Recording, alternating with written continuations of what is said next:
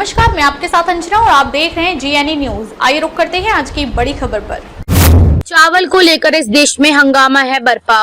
कैसी हुई राइस की किल्लत, कृषि मंत्री को छोड़नी पड़ी कुर्सी। जापान में एक बार फिर चावल की आपूर्ति कम हो गई है। देश में चावल के दाम आसमान छू रहे हैं और ये मामला अब सियासत की दहलीज तक पहुंच चुका है। चावल की बढ़ती महंगाई और कम होती आपूर्ति के मामले ने इतना तूल पकड़ लिया कि जापान के कृषि मंत्री ताकू एटो को अपने पद से इस्तीफा देना पड़ा। इस खबर में समझेंगे कि चावल की आपूर्ति को लेकर हालात इतने बदतर कैसे हुए। लेकिन पहले समझते हैं कि जापान में चावल क्यों इतना अहम है। चावल को जापानी संस्कृति, परंपरा और राजनीति का खाद पानी माना जाता है। लोग इस अनाज को अपनी अस्मिता से जोड़ते हैं। जापान में जिस चावल का इस्तेमाल बहुतायत होता है वह चिपचिपे तरीके का होता है और उसे जापोनिका कहते हैं। देश में चावल का उत्पादन जापान में खाद्य आपूर्ति के लिए काफी अहम है। चावल जापानी आहार का एक प्रमुख हिस्सा है। जापान में ज्यादातर लोग चावल को अपने दैनिक आहार में इस्तेमाल करते हैं। जापान दुनिया में चावल का 9वां सबसे बड़ा उत्पादक है। जापान में पहली बार चावल की खेती सहस्त्राब्दी ईसा पूर्व के दौरान कोरियाई किसान प्रवासियों द्वारा लाई गई थी।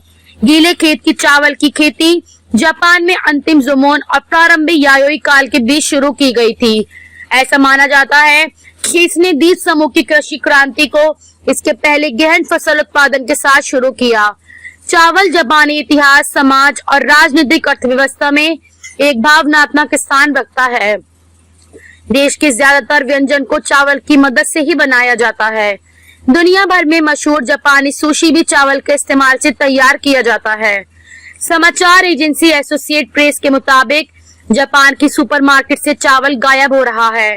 पिछले साल के मुकाबले इसकी कीमतों में भारी उछाल आया है और अब दोगुनी हो गई है।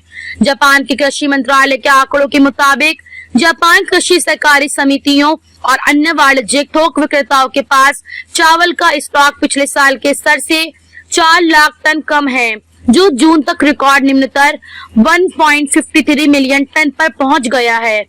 जापान में चावल की कीमत पिछले साल से चल रही है, जब भूकंप की आशंका से लोगों ने चावल की खरीदारी की और महीनों का स्टॉक जमा कर लिया।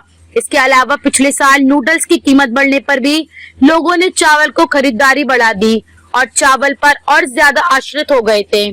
इसके अलावा यूक्रेन रूस जंग की वजह से गेहूं की कीमतों में उछाल आने पर भी सारा असर चावल पर पड़ा। जापान के कृषि मंत्री ने बुधवार को इस्तीफा दे दिया क्योंकि उनका एक बयान लोगों को रास नहीं आया।